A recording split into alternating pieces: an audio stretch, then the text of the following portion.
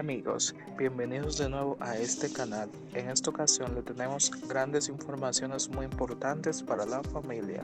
El código SWIFT, que es Society for Worldwide Interbank Financial Telecommunication, o código BIC, como comúnmente también se denomina, Bank Identifier Code, cuya función es exclusivamente transportar datos de forma confidencial entre las instituciones financieras, no así de particulares. Y así lo dejó consignado el testigo Rubén Darío Brito Céspedes, gerente de negocios internacionales del Banco de Reservas de la República Dominicana, quien también especificó la diferencia con el código IVA, que es el acrónimo de International Bank Account Number, número de cuenta bancaria internacional, señalando, entre otras cosas, que todo ciudadano de la República Dominicana puede presentarse al banco y solicitar la apertura de una cuenta, y ahí mismo puede solicitar el formato IVA de esa misma cuenta. De lo que se coline que dicho código no tenía la exclusividad que pretendían inculcarle a las víctimas para el cobro de la supuesta herencia, pues todo el que tenga una cuenta puede solicitarlo y no necesariamente porque vaya a recibir una herencia, como hemos señalado anteriormente. Que se realizaban reuniones con la finalidad de captar personas que supuestamente eran herederos de la familia Rosario. Para ello solicitaban el pago de diferentes sumas de dinero, con los cuales costeaban los viajes a Europa para supuestamente diligenciar en el Banco Santander de España y el Banco en Suiza los fondos millonarios que serían entregados a los supuestos herederos, desbordándose de la función de abogado, pues en todo caso quienes debían promover la recaudación de fondos, como hemos señalado, eran los reclamantes para poder cubrir el costo que generaba dicha reclamación. No así el abogado, pues tales atribuciones estaban alejadas de sus funciones como profesional del derecho, que prometían de manera, los diputados prometían de manera reiterada el desembolso de unos supuestos fondos o créditos imaginarios, luego de haber sostenido presuntas reuniones con autoridades de las instituciones bancarias mencionadas. Desembolso que nunca fue realizado y fondos que no fueron robados, tal como ha sido establecido. Pues aún cuando los testigos señalaron sobre su existencia, no pudieron afirmar, ninguno de los testigos pudieron afirmar que tenían conocimiento directo de los mismos. Conocimiento directo significa yo lo vi, estaba en la cuenta, tengo la certificación en la mano. No que fulano, mengano, sutanero me dijo que lo vio. Y este es el caso que aquí ha operado. Esto es lo que se ha verificado aquí. Fulano me dijo y en base a ese convencimiento yo depongo ante el plenario. Ninguno lo vio. Ninguno. Nadie lo dijo a mí que lo vio y nadie nos presentó una certificación. Son tantos. De hecho, los montos nunca pudieron especificar cuántos montos fueron. Nunca.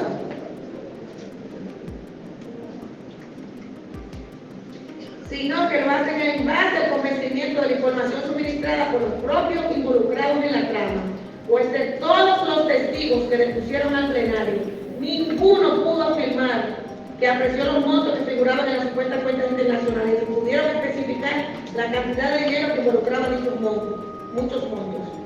En contraposición a esto, el testigo Rubén Darío Brito Céspedes, gerente de negocios internacionales del Banco de Reserva, afirmó que la institución hizo de conocimiento en su cuenta de Instagram que los fondos de la supuesta familia Rosario nunca habían sido recibidos en el banco, lo cual se corrobora con la comunicación de fecha 13 de marzo de 2019, aportada por el Ministerio Público como soporte probatorio, y donde informa a sus clientes que el comunicado de fecha de julio de 2018, realizado en la red social Instagram, dan instrucciones para validar su cuenta bancaria y recibir su cuenta de depósito de fondos. Un comunicado realizado en un perfil falso, así como el mensaje que circuló vía WhatsApp, quedando más que claro que se trató de una maniobra para alentar a las víctimas y crear confianza.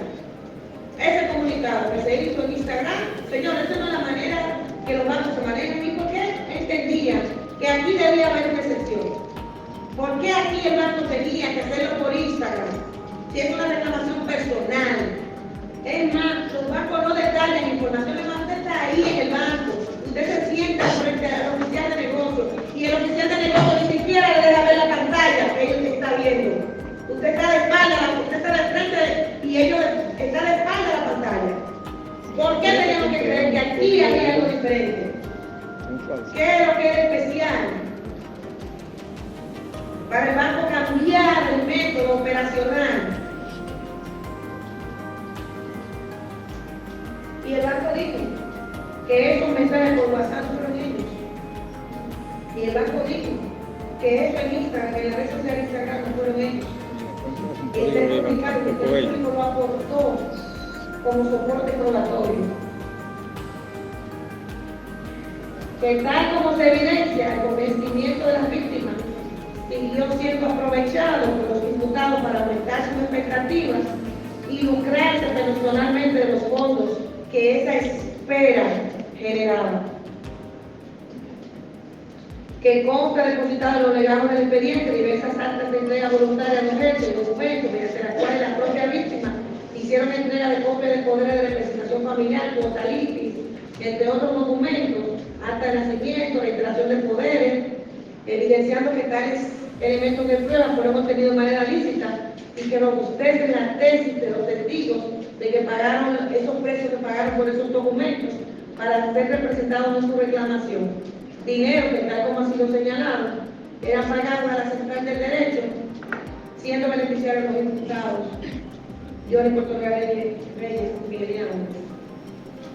Que de igual modo fueron aportados en el dossier probatorio por parte del órgano acusador diversas autorizaciones de información financiera mediante la cual se autoriza el Ministerio Público a obtener información financiera ante la Dirección General de Impuestos Internos, así como los referidos informes relacionados a estas autorizaciones y donde se advierte los valores que obraban depositados en las cuentas de Johnny Puerto Real y la Central del Derecho, cuentas que en alguna ocasión estaban activas, en otras estaban cerradas, certificados que fueron cancelados. Que bajo estas condiciones resulta más que evidente que el órgano acusador ha avalado respecto a imputados su acusación sobre la base de un elenco probatorio cuya obtención ha intervenido en estricto respeto de los derechos y garantías previstos por la ley, llenando las expectativas de suficiencia exigidas por el actual proceso penal para justificar una sentencia condenatoria respecto de los imputados Johnny Reyes y Miguelina Gómez Santana. En armonía con el recuento fáctico, hacen subsumir esos últimos, o sea, los hechos, en la norma penal material cuya violación se aduce, dada la vinculación de la persona de los imputados con el efecto probatorio.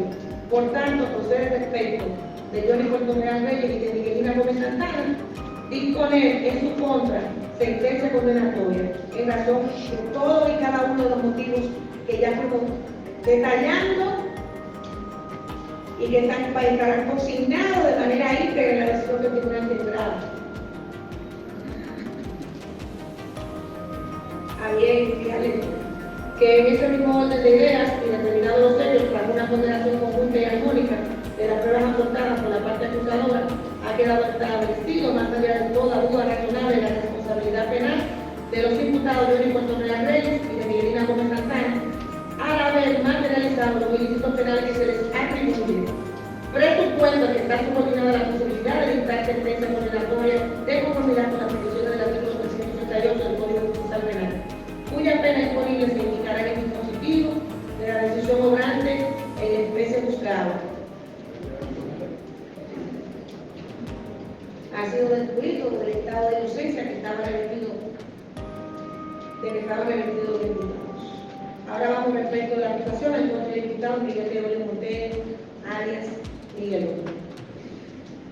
En la defensa técnica, el imputado señor Miguel de Montero, alias Miguel en sus alegatos de clausura, ha indicado, entre otras cosas, lo siguiente. Los de pruebas aportadas por las partes acusadoras jamás han derivado en conectar al imputado Miguel de Montero con los hechos narrados, ya que fue demostrado que su participación se limitó a colaborar con la entidad, la Central de Derecho, pero en condición de interesado en recabar la supuesta herencia de su familia, de quien se constituyó el vocero de su familia, tal cual lo señaló el abogado que lo representa, y para lo cual contribuyó a la labor de gestión en la Central del Derecho, aportando incluso recursos económicos para la realización de los viajes al extranjero, pues tal y como indicó la defensa técnica, ninguno de los testigos que depusieron ante el plenario pudieron afirmar la entrega de valores a dicho imputado. Ninguno de los que se pusieron dijeron que en ningún momento le entregaron un peso al imputado Miguel de Olio, ninguno. Pero tampoco dijeron ninguno que con él se elaboró un cotalitis. Pero tampoco dijeron que con él se elaboró una rectificación. Pero tampoco se dijo nunca que él fue que contribuyó o él fue que dispuso el cobro del dinero por el PIB.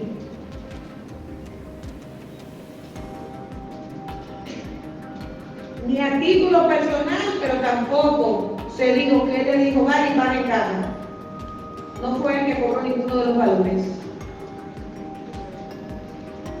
Como es el caso de la diputada Miguelina Gómez Santana, a quien el testigo la señora la señala como el canal para la entrega de valores, y más aún la persona con la que se debía hablar antes de hablar con el diputado Dionis Puerto Real Reyes. De lo que se desprende que el diputado Miguel de Olio Montero era también un reclamante. Pero más aún, del análisis de la glosa procesal, no se advierte que el Ministerio Público en su labor de investigación haya presentado ningún acta de allanamiento en su residencia que dé cuenta que le hayan ocupado nada comprometedor. Nosotros revisamos hoja por hoja y no hay allanamiento.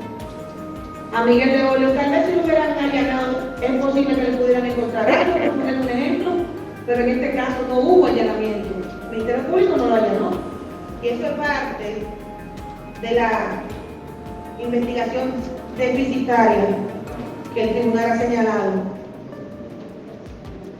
Aunque, señores, es bueno señalar que esos ministerios públicos que están ahí no son las que investigaron este caso. Y yo estoy segura que si ellas no lo hubieran investigado, la cosa hubiera sido distinta. No fueron ellas dos. Ellas solamente están litigando el proceso, para que no vayan a entender que son las responsables. Pero más aún, del análisis de la glosa procesal, no se advierte que el Ministerio Público ya lo señaló.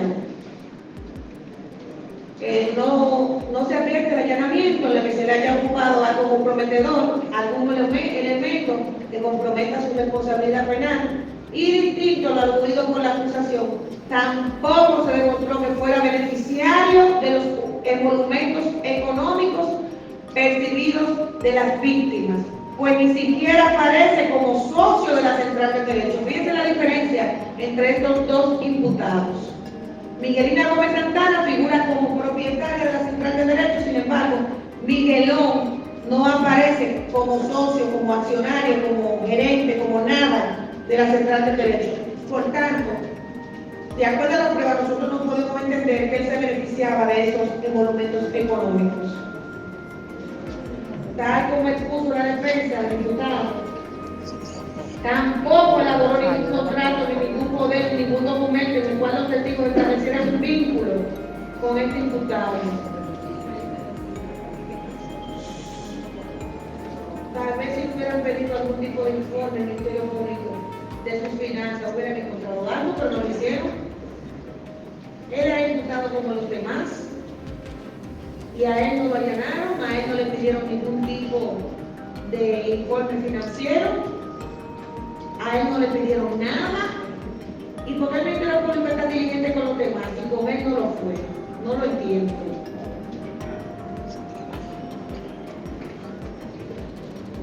En esas atenciones nosotros entendemos que los elementos de prueba con relación al imputado Miguel de Olio Montero lo desligan de su participación en la Cámara. Todo y cada uno de los argumentos que hizo la defensa técnica del ciudadano Miguelón, nosotros lo hacemos nuestro en lo que refiere a su falta de conexión con el ilícito. Que en esa tesitura y habiendo el tribunal sometido al escrutinio todos los medios de prueba presentados por las partes en abono de su acusación, ha evidenciado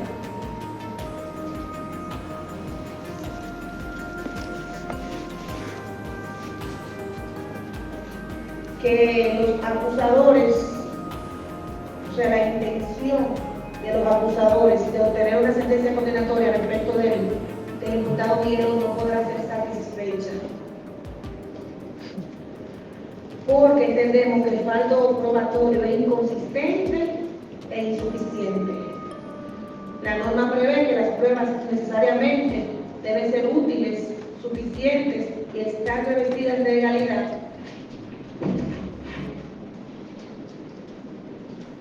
Para poder acreditar una acusación y destruir el estado de inocencia. Y para el caso de Miguelón, no ha sido así, no han cumplido con estos requisitos. En tal virtud, el tribunal entiende procedente que sea rechazada la acusación presentada por el Ministerio Público en su contra, a la que se adhirieron las demás partes acusadoras del proceso, por no haberse probado de manera eficiente la acusación, al no haberse retenido las maniobras fraudulentas contenidas en el tipo penal del Estado.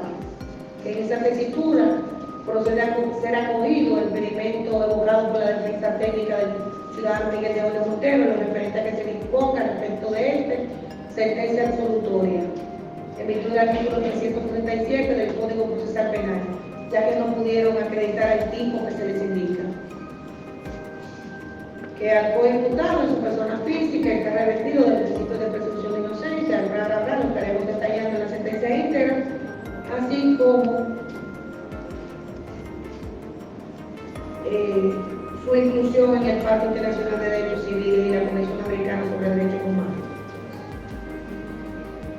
Entonces, en el presente caso, respecto a Miguel León Montero, tal y como se ha indicado anteriormente, la parte acusadora ha pretendido obtener una condena en contra de dicho coimputado sobre la base de un elenco probatorio que no ha llenado las expectativas de suficiencia exigidas por el actual proceso para poder justificar los presupuestos de prueba que abonan la acusación en su contra, en armonía con el recuento fáctico de dicha imputación, no hacen posible subsumir estos últimos hechos en la norma penal material cuya relación se aduce, dado los motivos antes indicados. Por tanto, no procede dictar sentencia condenatoria de su contra, ordenando por el contrario sentencia absolutoria, disponiéndose a descargado toda responsabilidad penal y el cese de la persecución emprendida en su contra en razón de las motivaciones enunciadas. Y en correspondencia con las anteriores consideraciones, procede dictar en beneficio del señor Miguel León Montero sentencia absolutoria de ¿verdad? Y que sean declaradas en su favor la Corte Penal y de oficio en conformidad con el artículo 250 del Procesal Penal. Respecto a la intervención voluntaria del Banco de Ahorro y Crédito del Caribe, vamos a decir lo siguiente, que en otro tenor, el representante de la Razón Social Banco de Ahorro y Crédito Caribe, S.A. interviniendo a la diputada Miguelina Gómez, añadiendo que dicha diputada, fecha 29 de noviembre del año 2016, concertó un contrato de venta condicional de muebles amparado en la Ley 483, que rige la materia. Que el representante del interviniente voluntario resaltó que la Ley 483, en su artículo 1, establece que el derecho de propiedad no es adquirido por el comprador hasta que haya pagado la totalidad del precio, por ende la titularidad se encuentra vigente. El artículo 9 establece que será poder a terceros cuando el acto de venta condicional haya sido registrado dentro de los 30 días que establece la ley y que puede verificarse que fue registrado en este plazo y depositado en el tribunal en copia. Asimismo, la matrícula tiene oposición por esta misma causa, lo que le concede la facultad del artículo 51 de la Constitución que establece el derecho de propiedad. Que el interventor voluntario argumentó de igual modo que cuando la señora Miguelina se ve envuelta en el proceso, deja de cumplir sus obligaciones de pago, por lo que se le hace una intimación de pago y se puede visualizar que no tiene la capacidad de pago, lo que conlleva a que el banco solicite el auto de incautación al juzgado de paz de la segunda circunscripción respecto del vehículo marca Honda del año 2011, modelo Civic LX, chasis terminal 541, color plateado, placa terminal 64. El banco aquí es un tercero de buena fe, le dio un financiamiento y así lo establece la ley 155/17, el derecho de los terceros. La incautación de bienes, productos, instrumentos y movilización de fondos relacionados con las infracciones previstas en esta ley se aplicará sin perjuicio de los derechos de los terceros de buena fe. Que en ese orden de ideas señaló que el artículo 29 de la ley 155/17 establece que el Ministerio Público dispondrá la devolución al reclamante de los bienes, productos o instrumentos incautados cuando se haya acreditado y concluido que el reclamante tiene un interés jurídico legítimo respecto a los bienes, productos o instrumentos, que es lo que probaron con la matrícula que es intransferible con la ley 483 y el acto de incautación, el cual está la facultad de incautar el vehículo en cualquier mano que se encuentre. Por lo que concluyeron solicitando solicitar la devolución del vehículo privado con la dirección que ya hemos señalado. Guarden silencio, señores. Que ordena la incautación en cualquier mano que se encuentre, que tal como expuso el interviniente voluntario, obra del expediente, el contrato de venta condicional implementado en fecha 29 de noviembre de 2016, amparado en la ley 483 sobre la venta condicional de muebles, intervenido entre la imputada Miguelina Gómez y el Banco de Ahorro y Crédito Caribe, S.A. BAC, el cual fue registrado el 16 de diciembre de 2016 mediante registro número 21546 dentro del plazo legal a tales fines y ha sido instituido en el artículo 9 de la ley que rige la materia, así como copia de la matrícula de dicho vehículo marcada con el número terminal 20 de fecha 17 de 2017, en la que se advierte que ciertamente tienen como posición intransferible por venta condicional de muebles. Todo eso fue aprobado. Del mismo modo está consignado en la glosa procesal el auto de incautación terminando 28 de fecha 2 de septiembre de 2021 emitido por el juzgado de paz de la segunda circunscripción que ordena la incautación en cualquier mano que se encuentre el bien mueble que ha sido descrito precedentemente. Que el artículo 29 de la ley 155 y detallamos establece que el Ministerio Público dispondrá la devolución del reclamante de los bienes, productos o instrumentos incautados cuando se haya acreditado y concluido que el reclamante tiene un interés jurídico legítimo respecto a los bienes, productos o instrumentos. Y detallamos por completo ese artículo y lo vamos a obviar por razón del tiempo. Que en el caso en cuestión es evidente que el interventor voluntario cumple con los preceptos y conforme a los elementos probatorios que sustentan su requerimiento se ha podido apreciar un interés legítimamente protegido, máxime cuando existe en la glosa procesal una auto de incautación en su favor del vehículo en cuestión y demás elementos que acreditan su posición del vendedor no pagado. Y de acuerdo con el contenido del artículo 1 de la ley 483, que ha sido evocada la venta condicional de muebles aquella que se conviene que el derecho de propiedad no es adquirido por el comprador mientras no haya pagado la totalidad del precio. Falta de pago que ha sido comprobada al momento de emitir la incautación detallado precedentemente en virtud de la estimación de pago mediante acto número 90/2021 que fue realizada al deudo en este caso la imputada Miguelina Gómez, cuyo plazo de 10 días francos se encontraba vencido al momento de su expedición. Y hay que proceder a decretar regular y manifestar de la forma de intervención voluntaria incoada por el Banco de Ahorro y Crédito del Caribe, S.A. BAC, representada por el señor Roberto López Seca a través de sus abogados Juan Francisco de la Rosa, Pedro Cotelolán y Jelly Díaz Pepitón, de fecha 7 de junio de 2023, por haber sido interpuesta de conformidad con la ley. Y en cuanto al fondo, a Covela por tener el fundamento de haber demostrado un interés legítimamente protegido por parte del interviniente voluntario. En consecuencia, sea ordenada la devolución en cualquier mano que se encuentre del bien mueble detallado anteriormente a su legítimo propietario. Que el tribunal valorara también las querellas que han sido presentadas. Vamos a enviar, señores, los nombres de todos los querellantes y sus respectivos representantes para razones de tiempo.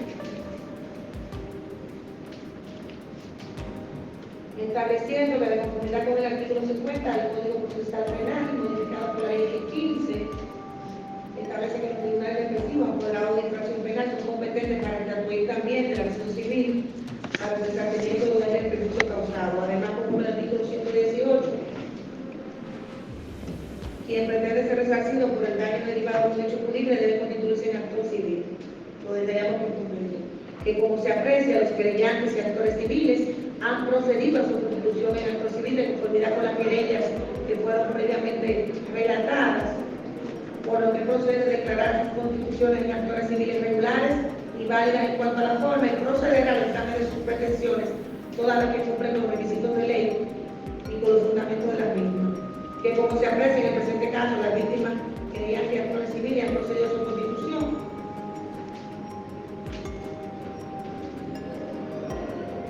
Y el tribunal ha podido retener, advertir que respecto a los resultados, Johnny Portoreal Reyes y Miguelina Gómez Santana se encuentran reunidos los elementos constitutivos de la responsabilidad civil, a saber, una falta imputable a los codemandados en el caso sea determinado por su acción en contra de las víctimas que reclaman injusticia, un perjuicio, tal como señalamos anteriormente en la forma que lo comunicaba, un perjuicio ocasionado contra las víctimas que reclaman justicia y un perjuicio ocasionado a las personas que reclaman reclamación, que reclaman reparación, determinado por la pérdida económica que han tenido los actores civiles que se han visto afectados en su patrimonio al haberles entregado sumas de dinero a los coimputados con la esperanza de que estos, en su condición de abogados, procuraran con éxito el cobro de la supuesta herencia de la familia Rosario, aupando a cada una de las víctimas y querellantes a pagar una suma de dinero por un contrato hipotecarístico de representación, rectificación de contrato, compra de fin y de bonos, con la garantía de cobrar la herencia de la familia Rosario, ocasionando daños económicos a los codemandantes, quienes han tenido que incurrir en múltiples costos por desplazamiento y múltiples esfuerzos. Y la relación de causa y efecto entre el daño y la falta, igualmente caracterizado en especie por evidenciarse los daños como una consecuencia directa de la falta cometida por el imputado. Señores, si ustedes se pueden analizar el costo del pago que realizaron la víctima, en principio pudieran ser sumas bíblicas que no ameritaran resarcimiento elevado. Pero la presidencia, y así lo manda la norma, debe analizar en su justa dimensión cuáles son los daños que el tribunal va a retener a los imputados. En este caso estamos hablando, señores, del costo invertido en este proceso. No solamente es un costo que usted le dijo, mire imputado, son 100.000 que me está pagando, mírenlo ahí. No es ese costo. El costo es que estamos hablando de una lucha que data, según los registros que se ven aquí, de más del año 2012. Estamos hablando de muchos años, algunos, o sea, no es determinante, o sea, no es fijo para todos, pero estamos hablando de muchos años de lucha. Las luchas implican costos operativos, las luchas implican desplazamientos, pagos de abogados, las luchas implican dolor, implican riesgo con relación a la vida, porque esas manifestaciones que hacían podían algunos de ustedes perder la vida en esas reclamaciones, imbuidos por una ilusión que alguien fomentaba. Estamos hablando de un dolor que a veces resulta incalculable por los jueces, pero que estamos en la obligación de fijar un monto. Estamos hablando aquí de gente que se está desplazando hasta silla de ruedas, personas que son de elevada edad, que corren más riesgo, que inclusive es más difícil su desplazamiento por la edad que tienen y que aún así han persistido en esta lucha. Entonces, todos esos elementos de manera conjunta y armónica serán valorados por la juez al momento de la imposición de la indemnización. No así acogerán los millones que están demandando las víctimas, que tenemos que son sumas exageradas, y aparte de eso, que no podrán ser cumplidas jamás por el imputado, el mal juez del tribunal, disponer una sentencia que es de imposible cumplimiento. O sea, o no de imposible cumplimiento, porque algunas serán de imposible cumplimiento, sino de ilusorio cumplimiento. En esa tesitura, nosotros hemos valorado la condigna indemnización que el tribunal va a imponer y que estará en la parte dispositiva.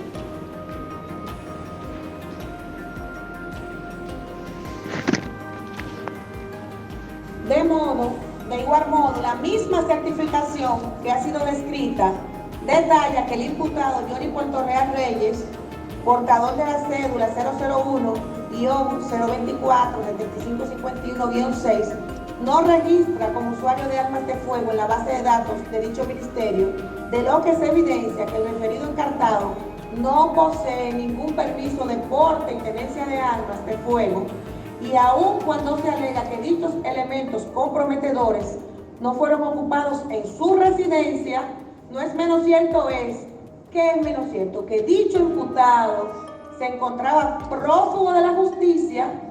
Fíjense que el acta de quién es del departamento de prófugos, y es allí donde fue encontrado y apresado, por lo que sin lugar a dudas dichos accesorios de armas de fuego y municiones estaban bajo su orden y responsabilidad, pues sin lugar a dudas en dicho lugar se estaba refugiando para eludir a las autoridades, lo que permite que se caracterice el tipo penal previsto y sancionado en los artículos 66 y 67 de la ley 631/16 para el control y regulación de armas, municiones y materiales relacionados. Que del texto del artículo 66 se extrae que cualquier persona que sea poseedora o tenedora de un arma de fuego de uso civil, municiones, explosivos y sus accesorios y otros materiales relacionados sin tener la respectiva licencia, tal es el caso del diputado Johnny Portorreal Reyes, comete el delito de posesión ilegal de armas, municiones, explosivos y sus accesorios y los demás materiales relacionados, el que será sancionado con una pena principal de 3 a 5 años de privación de libertad cuando se trate de armas de fuego de tipo civil y de 6 meses a 2 años en los demás casos, así como el decomiso del arma y demás artefactos, y al pago de una multa equivalente a 25 a 50 salarios mínimos del sector público, tal cual lo demandó el Ministerio Público. Que de acuerdo a la certificación emitida por el Ministerio de Interior y Policía, marcada con el número 00004354 de fecha 16 de noviembre del año 2020, el señor Alejandro Portorreal Pérez, portador de la cédula de identidad electoral 001-080-617-4, posee registro en la base de datos de dicho ministerio de la pistola marca Versa, escúchenme bien, pistola marca Versa calibre 9 milímetros, serie número 748950, con estatus de licencia vencida.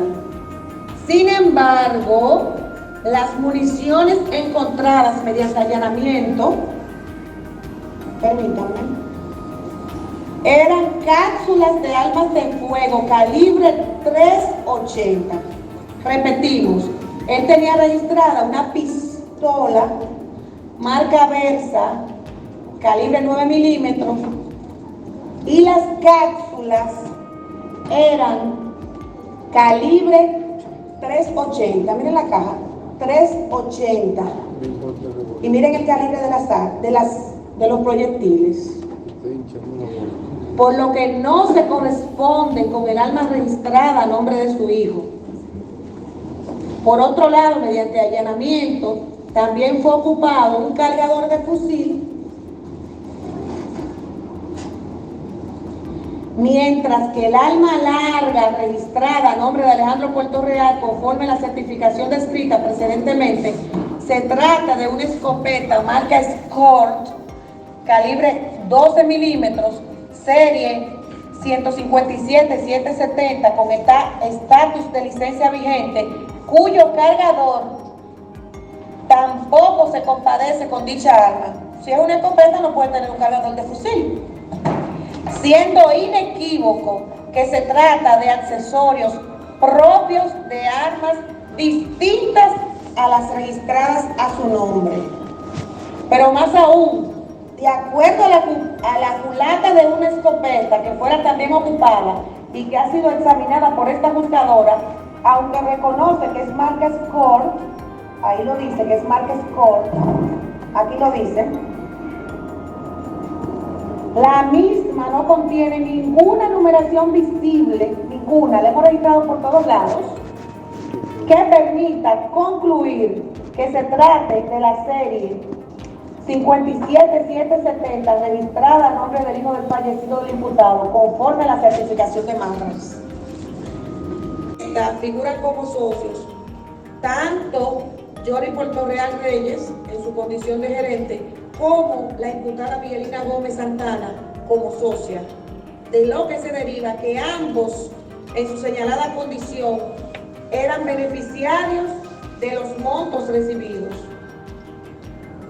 Estamos hablando, si yo soy socia de una empresa y todos los emolumentos económicos entran a esa empresa, a menos que no sea una presta nombre, necesariamente esos emolumentos, las utilidades deben ser repartidas y a mí debe tocarme alguna.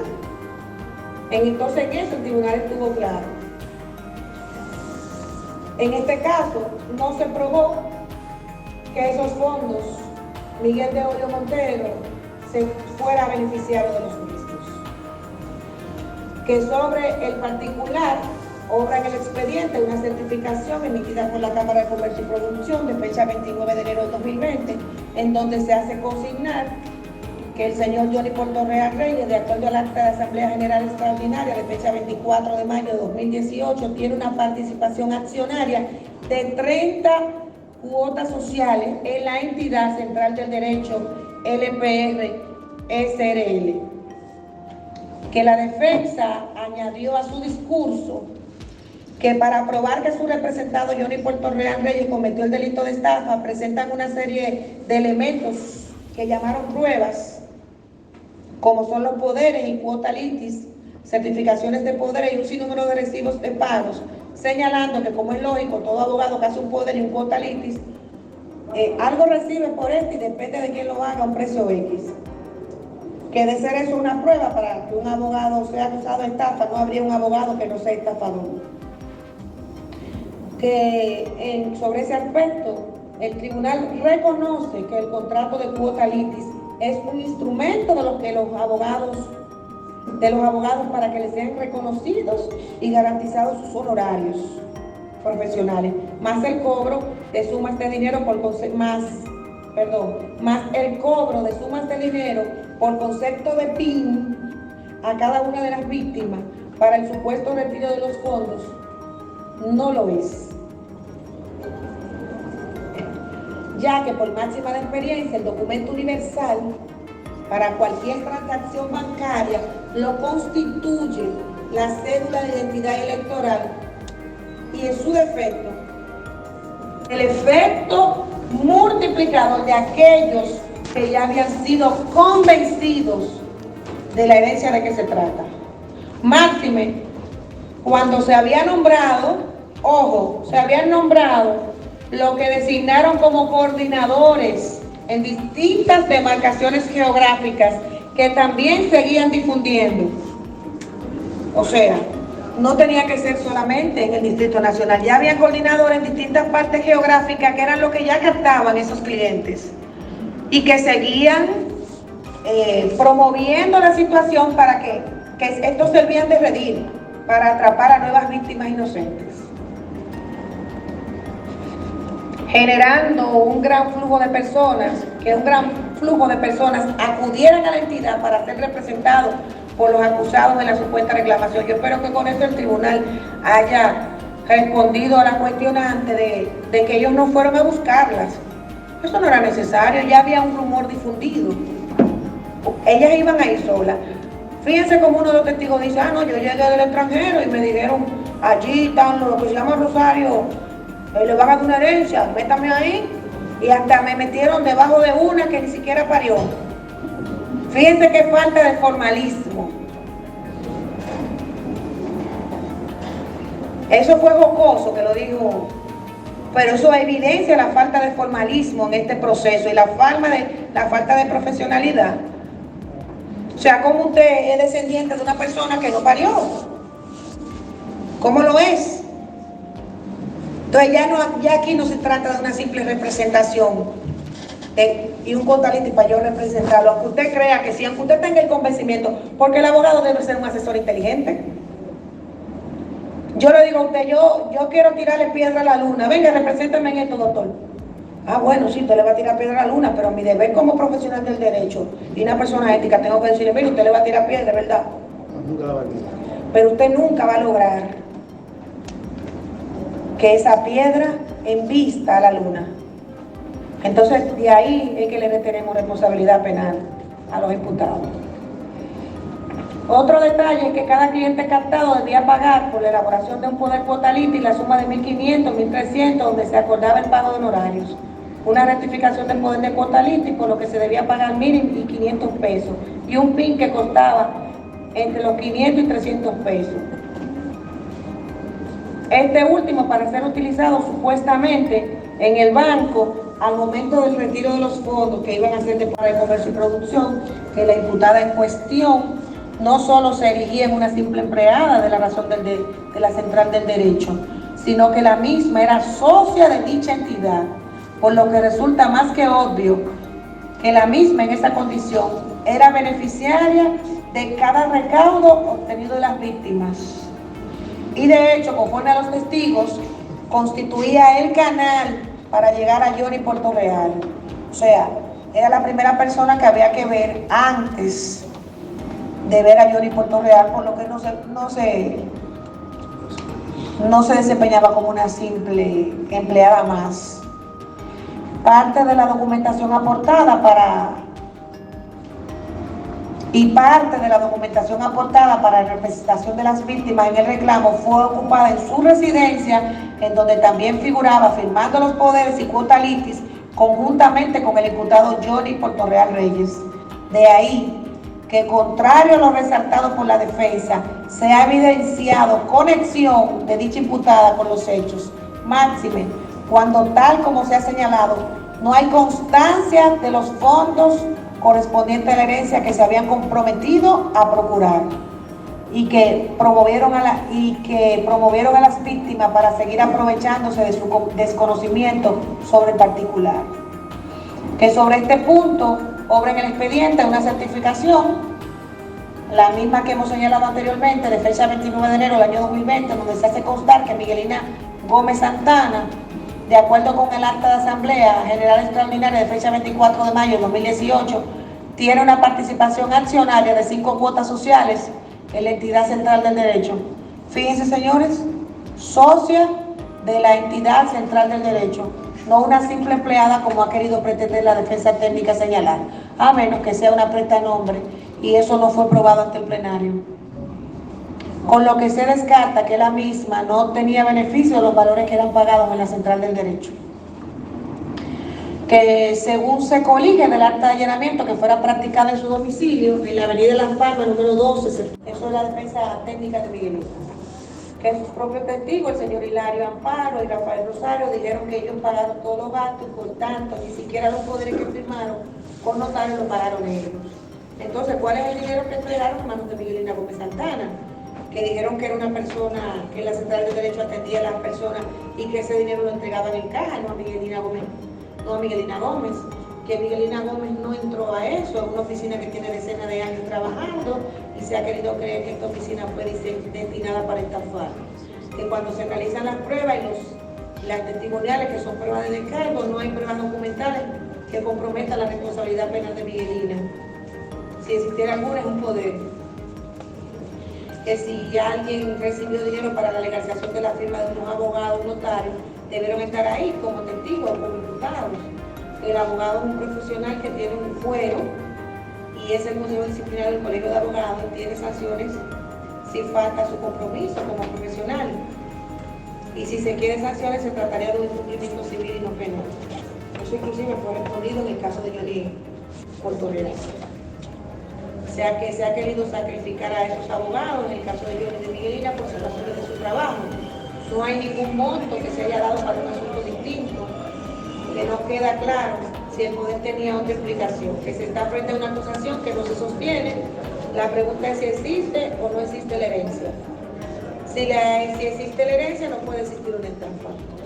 Que en esas atenciones, la defensa técnica de Miguelina Gómez Santana demandó, en razón del artículo 337 del Código Procesal Penal, Primero, se ha rechazado la acusación presentada por el Ministerio Público y por consiguiente las querellas que se adhirieron al Ministerio Público por no existir una prueba que la vincule para acusar a Miguelina Gómez Santana con los hechos que se le imputen.